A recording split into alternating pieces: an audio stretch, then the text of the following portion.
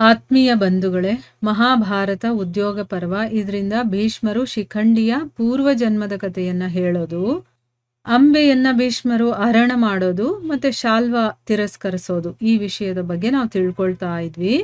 ಭೀಷ್ಮರು ತಮ್ಮ ಹಿಂದಿನ ಘಟನೆಯನ್ನ ಹೇಳ್ತಾ ಇದ್ದಾರೆ. ಅಂದ್ರೆ ಏನೇನಾಯ್ತು ತನ್ನ ಜೀವನದಲ್ಲಿ ಅಂತ.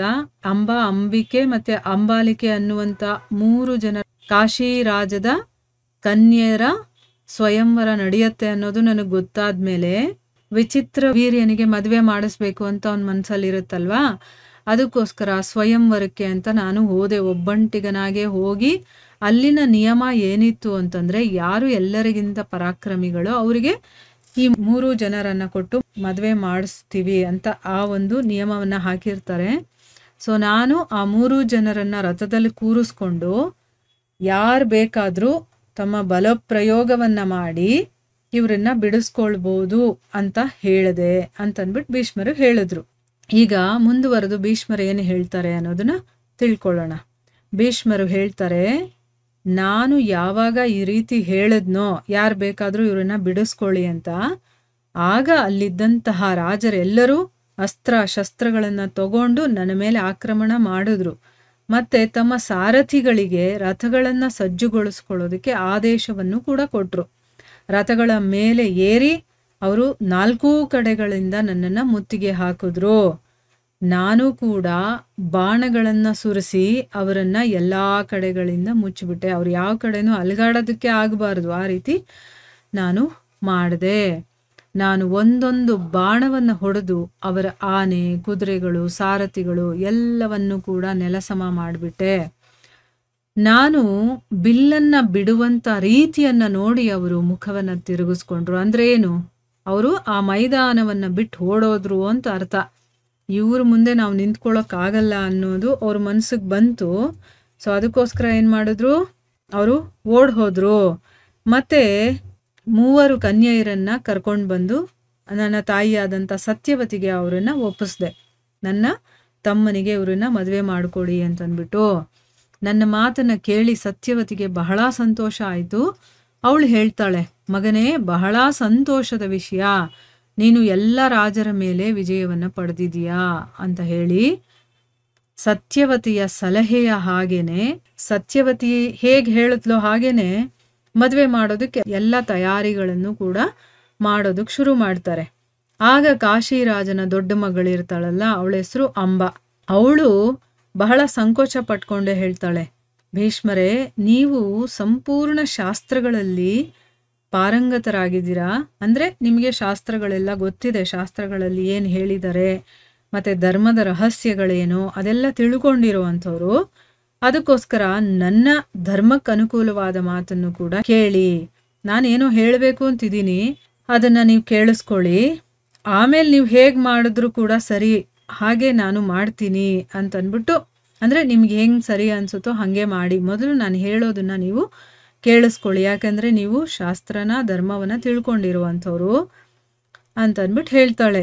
ಏನ್ ಹೇಳ್ತಾಳವಳು ನೋಡಿ, ನಾನು ಮೊದಲೇ ರಾಜ ಶಾಲ್ವನನ್ನ ಮನಸ್ಸಿನಿಂದಾನೇ ನಾನು ವರೆಸಿದ್ದೀನಿ. ಅಂದ್ರೆ ಮದುವೆ ಆಗ್ಬಿಟ್ಟಿದ್ದೀನಿ. ನನ್ನ ಮದುವೆ ಮಾನಸಿಕವಾಗಿ ಅವನ ಜೊತೆ ಆಗ್ಬಿಟ್ಟಿದೆ.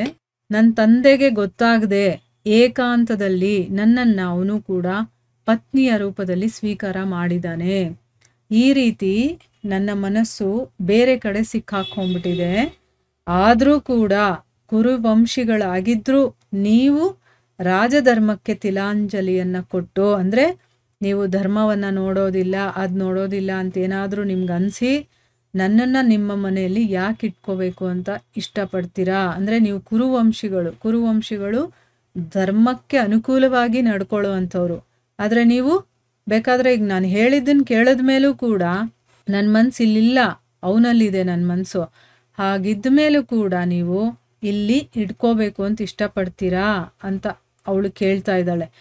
ಈ ಮಾತನ್ನೆಲ್ಲ ನೀವು ಯೋಚನೆ ಮಾಡಿ, ನಿಮ್ಮ ಮನಸ್ಸಲ್ಲಿ ವಿಚಾರ ಮಾಡಿ, ಆಮೇಲೆ ನಿಮಗೆ ಸರಿ ಹೇಗೆ ಅನ್ಸುತ್ತೋ ಹಾಗೆ ಮಾಡಿ ಅಂತನ್ಬಿಟ್ಟು ಅವಳು ಹೇಳ್ತಾಳೆ. ಆಮೇಲೆ ಭೀಷ್ಮರು ಹೇಳ್ತಾರೆ, ಆಗ ನಾನು ಸತ್ಯವತಿ, ಮಂತ್ರಿಗಳು, ಋತ್ವಿಕರು, ಪುರೋಹಿತರು ಇವರೆಲ್ಲರ ಅನುಮತಿಯನ್ನ ಪಡ್ಕೊಂಡು, ಅಂದ್ರೆ ಅವ್ರಿಗೆಲ್ಲ ಈ ಮಾತನ್ನು ಹೇಳಿ ಏನಾಯ್ತು ಅಂತ ಅವರ ಒಂದು ಪರ್ಮಿಷನ್ ತಗೊಂಡು ಅಂಬಾಳಿಗೆ ನಾನು ಹೋಗೋದಕ್ಕೆ ಅನುಮತಿಯನ್ನು ಕೊಟ್ಟೆ. ಯಾಕೆ ಅಂತಂದರೆ ಶಾಸ್ತ್ರ ಧರ್ಮಕ್ಕೆ ವಿರುದ್ಧವಾಗಿ ನಾನು ನಡ್ಕೊಳ್ಳೋಕೆ ಇಷ್ಟ ಇಲ್ಲ. ಅವಳ ಮನಸ್ಸು ಬೇರೆ ಕಡೆ ಇದ್ದು ನಾನು ಇಲ್ಲಿ ಮದುವೆ ಮಾಡಿಕೊಟ್ರೆ ಸರಿ ಹೋಗೋದಿಲ್ಲ ಅಂತ ಅಂದ್ಬಿಟ್ಟು ನಾನು ಎಲ್ಲರ ಜೊತೆ ಕೂತ್ಕೊಂಡು ಮಾತಾಡಿ ಒಂದು ನಿರ್ಧಾರಕ್ಕೆ ಬಂದು ಅವಳನ್ನ ವಾಪಸ್ ಕಳಿಸ್ಕೊಟ್ಟೆ. ಅಂಬಾ ವೃದ್ಧ ಬ್ರಾಹ್ಮಣ ಮತ್ತು ದಾತ್ರಿಗಳನ್ನು ಜೊತೆಲಿ ಕರ್ಕೊಂಡು ರಾಜ ಶಾಲ್ವನ ನಗರಕ್ಕೆ ಹೋದ್ಲು. ಅವಳು ಶಾಲ್ವನ ಹತ್ರ ಹೋಗಿ ಹೇಳಿದ್ಲು, ಮಹಾಬಾಹುವೆ, ನಾನು ನಿನ್ನ ಸೇವೆಯಲ್ಲಿ ಉಪಸ್ಥಿತಳಾಗಿದ್ದೀನಿ ಅಂತನ್ಬಿಟ್ಟು.